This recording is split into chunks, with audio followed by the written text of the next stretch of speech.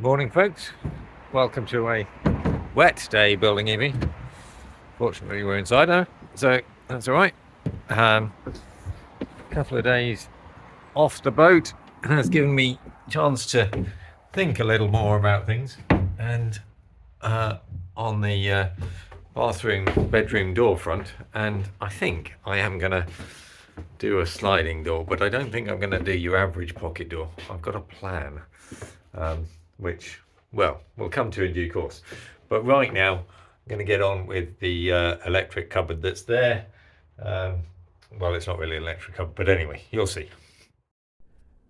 So after making an assessment of kind of what I've got and where it's got to go, then I just really started by disentangling the wires to make things easier, and just, well, figuring out what space I had down below for what was going to end up down there.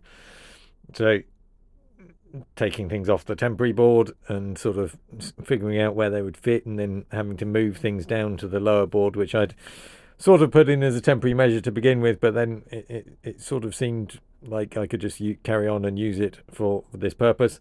So I was just going through and kind of, as I say, disentangling things and starting to move things about. And then I noticed. So I'm going to have to make an adjustment to this piece here, or these three pieces, because when I put the wall on, represented by this, then this lower wall is currently sticking out more than I think. Well, there'll be a cover strip, but no, the cover strip's not going to be that wide. So I need this to go back in a bit.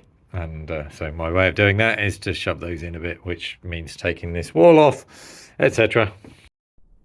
I tried a couple of different things to line these up. I think the last time I did it, then when I put them up first time, then I lined three of them up at the same time. So that was what I tried again. Anyway, it didn't work. So I ended up just kind of pushing them back and doing them relative to their previous position, which seemed relatively easy, and it worked. So they're done, and they're not seen. I don't care. I then carried on with disentangling and shortening wires and things, so there wasn't a rat's nest of cables. But the fact that there's a bit of a rat's nest isn't a disaster, because pretty much all of this is signal cable. The only thing that's running through here is the 48 volt bow thruster cable. That I will shorten a bit when I turn off the 48 volts at some point in time, but I just won't do it right now. So as I progressed through, then I was pretty much done, but it's a bit tight on space. You can see that there's the board that I'm attaching things to is actually attached to another board, or which is attached to the hull, and I just wasn't quite comfortable with how secure I could make it, and I think I need a bit more space to attach a few more solar cables, as they'll sort of come through this area in due course, and so I decided that I would change the board which everything is mounting to, so that I could mount that board more securely, and it not being two boards attached together, it would just give me a touch more space as well. So I didn't actually record myself cutting this, but it was the first time that I'd actually used the track saw with the vacuum attached to it. I have to say a thank you to John, because he's been on at me to use dust extraction on the track saw for a long time, and I've resisted, but I concede that it would have been a good idea to have been doing it all along.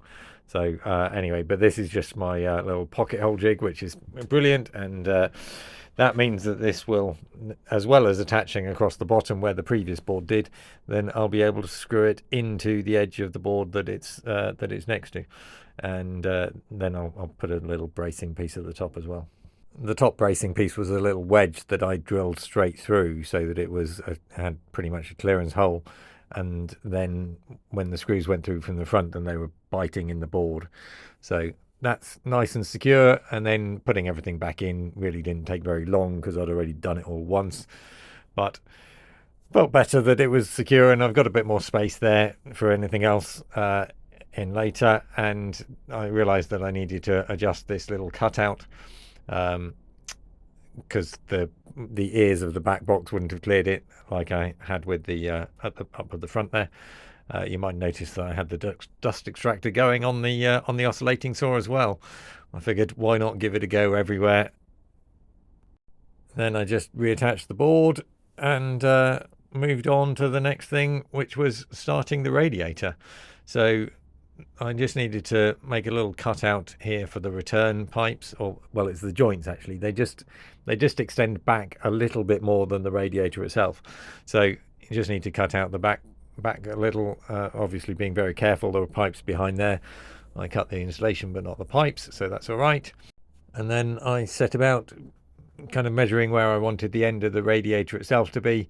I just attached a little bit of wood to the floor so that I could easily use a tape measure. The pencil won't work on these radiators, so I just was using a bit of tape. It doesn't really come out, but anyway, again, dust extraction on the chop saw. The aluminium, it doesn't really help so much. It's a bit heavy, I guess. But I started by cutting a longer piece, and then the bit for after the bend, which will go sort of into the bottom of the cupboard, and that's that. So then I was just deburring it and trying to get rid of everything that was inside it. I don't think you saw me blowing down either of these, but well, oh, there we go. I also used Henry on them and what have you, so hopefully there's nothing left in there. Then I got on with the putting the backing foil on for this radiator, and then putting the clips on. Again, they're based, I think, 800, but the recommendation is between 600 and a meter, so 800 is fine. Then on with attaching the retaining clips to the ends of the radiators to make sure that they hold on to the onto the fittings. A little bit of silicone grease on the O-rings that slide in. That one was a little bit awkward, but it just kind of alignment issues really, but they went in okay. And then these are the flexi bends that go round the crease, as you can see up above, and the same again into the final bit. I haven't done the actual connection, so you'll see me sort of just put a bit of yellow tape over the end to stop anything going in them. I don't think anything will, but you know, easy to do. So, and that is pretty much the last of my long bits of radiator in, so they're all out of the way now. And so I moved on to cutting the heights of the cupboards that will go at the back here. I am using the dust extraction there with Henry, so that was good. I seem to not record cutting this one, but anyway, so this is where I realise that I have a problem. Your help is welcome.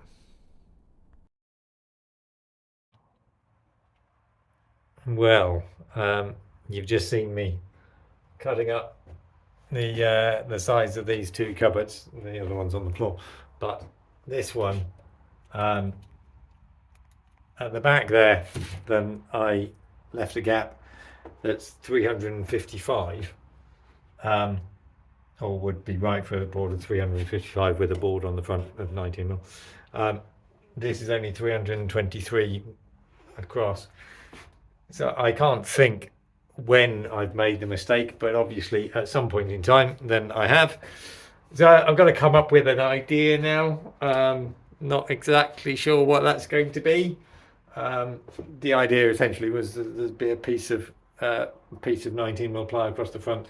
I was thinking of doing some Iroko corner, just a 19mm corner, like as I have on the kitchen cabinets. So I think the obvious answer is to do a larger piece of Iroko, but that presents its own challenges. So anyway, it's been a rather bitty few days. I still haven't figured out the pocket door, but I am thinking that it will be a pocket door. Currently, my thinking is that it'll be on a bottom runner, because when I've looked at other pocket doors or sliding doors, then when they hang from the top, then they wobble at the bottom, and it's always annoying. My dad has a larder, a pull-out larder thing that is quite good, and it obviously supports a lot of weight, jars and all sorts. It's 300mm wide, and that runs on a plastic roller at the bottom. It has a guide at the top. So I'm thinking that a runner at the bottom is the way to go. and I'm looking at sort of industrial style transport things, slidey. I can't remember, linear tracks, whatever you call them. I can't remember. Um, so I think I'm going to find something to do that, because that strikes me as a more just a nicer way of doing it. One of the things about pocket doors that always annoy me is they always sort of wobble and feel like they're not very secure. So I think by running it on the bottom, then that will hopefully lead to a better feeling about that. So that's where I'm going with that. Yeah, I don't know whether I need any other ideas from you, but if you do have any other ideas about things that I should do or whatever, then all good. I've been getting the wood ready for these walls and the upper walls there. So in the next couple of days, then we should put all the walls up back here.